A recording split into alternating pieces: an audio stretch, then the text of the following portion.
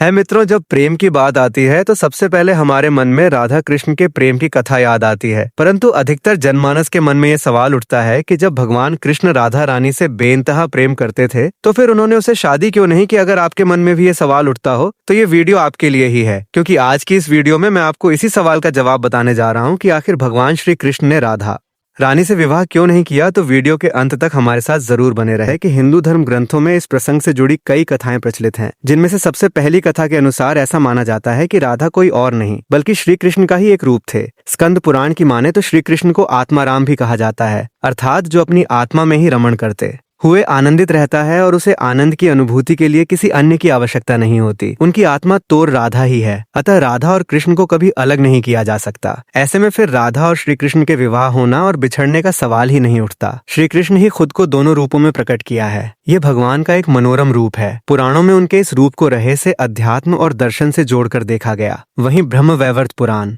में वर्णित कथा के अनुसार श्री कृष्ण के साथ राधा गोलोक में रहती थीं। में एक बार उनकी अनुपस्थिति में श्री कृष्ण अपनी दूसरी पत्नी नूरजहां के साथ घूम रहे थे। तभी राधा आ गई। विरजा पर नाराज होकर वहां से चली गई। श्री कृष्ण के सेवक और मित्र श्री दामा को राधा का यह व्यवहार ठीक नहीं लगा और राधा को भला बुरा कहने लगी। प्राधानिक क्रोधित होकर श्री दामा को अगले जन्म में शंखचूड़ नामक राक्षस बनने का श्राप दिया। इस पर श्री दामा ने भी उनको पृथ्वी लोक पर मनुष्य रूप में जन्म लेकर 100 वर्ष तक कृष्ण भिक्षु का श्राप दे दिया। राधा को जब मिला था तब श्री कृष्ण ने उसे कहा था कि तुम्हारा मनुष्य रूप में जन्म तो होगा, लेकिन तुम सदैव मेरे पास रहोगी। यही कारण था कि राधा और श्री कृष्ण का बचपन में भिक्षु हो गया था। जबकि रामचरितमानस के बालकांड के अनुसार एक बार विष्णु जी ने नारद जी के साथ छल किया था। उन्हें खुद का स्वरूप देने के बजाय वानर का स्वरूप दे दिया था। इस कारण लक्ष्मी जी के और में हंसी का पात्र बन गए और उनके मन में लक्ष्मी जी से विवाह करने की अभिलाषा ही रह गई थी। नारद जी को जब स्कूल का पता चला तो वे क्रोधित होकर बैकुंठ पहुंचे और भगवान को बहुत भला बुरा कहा और उन्हें पत्नी वियोग का श्राप दे दिया। नारद जी के श्राप की वजह से राम अवतार में भगवान रामचंद्र जी को सीता का वियोग सहना पड़ा था और कृष्णावतार में देवी राधा का। इसके अलावा एक अन्य पौराणिक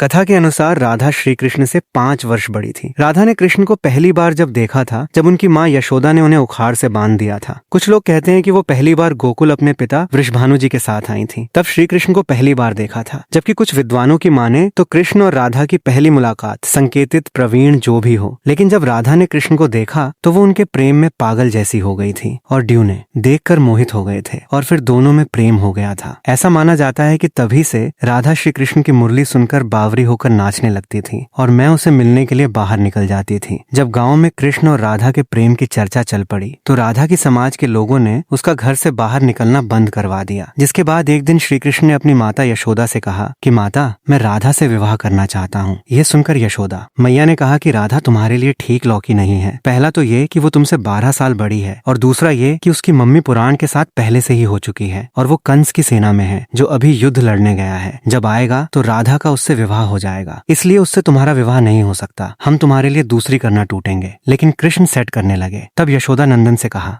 कृष्ण नंद की भी बात नहीं मानी। तब नंद बाबा कृष्ण को गर्ग ऋषि के पास ले गए। गर्ग ऋषि ने कृष्ण को समझाया कि तुम्हारा जन्म किसी खास लक्ष्य के लिए हुआ है। इसकी भविष्यवाणी हो चुकी है कि तुम तारणहार हो। इस संसार में तुम धर्म की स्थापना करोगे। तुम्हें इस ग्वालन से विवाह नहीं करना चाहिए। तुम्हारा एक खास लक्ष्य है। तब श्री कृष्ण कहते हैं कि मुझे नहीं बनना तारणहार। मैं तो अपनी गायों को, वालों और इन नदियों पहाड़ों के बीच रहकर प्रसन्न और आनंदित हूँ। और यदि मुझे धर्म की स्थापना करनी है तो क्या मैं इस अधर्म के साथ शुरुआत करूं कि जो मुझे चाहती है और जिसे मैं प्रेम करता हूं उसे छोड़ दूं? ये तो न्याय रही है। गर्ग मुनि हर तरह से समझाते हैं, लेकिन कृष्ण नहीं समझते हैं। तब गर्ग मुनि वो एकांत में ये ऐसे बता देते हैं कि तुम यशोदा और नंद के पुत्र नहीं, देवकी और वासुदेव के पुत्र हो और तुम्हारे माता पिता को गर्ल्स ने कारागार में डाल रखा है। ये सुनकर श्री कृष्ण कुछ भी कहने की अपने नहीं रहे और फिर उन्होंने कहा, कृपया मेरे बारे में कुछ और बताइए। तब गर्ग मुनि ने कहा कि नारद ने तुम्हें पहचान लिया है और तुमने अपने सभी को प्रकट कर दिया है। तुम्हारे जो लक्षण इस ओर संकेत करते हैं कि तुम ही वो महापुरुष हो जिसके बारे में ऋषि मुनि चर्चा करते हुए आ रहे हैं। ये सुनकर श्री कृष्ण चुपचाप उठे और गोवर्धन पर्वत की सबसे ऊंची चोटी पर जाकर अकेले आकाश को देखने लगे। बस वही दिन भर रहे और सूर्यास्त के समय ज्ञान को उपलब्ध हो गए। वहीं से उनकी दशा और दिशा बदल गई। तो फिर उसके बाद श्री कृष्ण कंस के बुलावे पर वृंदावन छोड़कर मथुरा चले गए और इधर राधा का विवाह यशोदा के भाई प्रवीण से हो गया। मित्र, इसलिए भगवान कृष्ण ने कहा कि राधा तू मेरी आत्मा है, भले ऐसे में मैं उससे विवाह करूं या ना करूं, इससे क्या फर्क पड़ता है। विवाह के बाद भी राधा का ना तो मेरे प्रति स्नेह कम हुआ और ना ही मेरा राधा के प्रति। इसलिए मित्रों, अगर आप भी किसी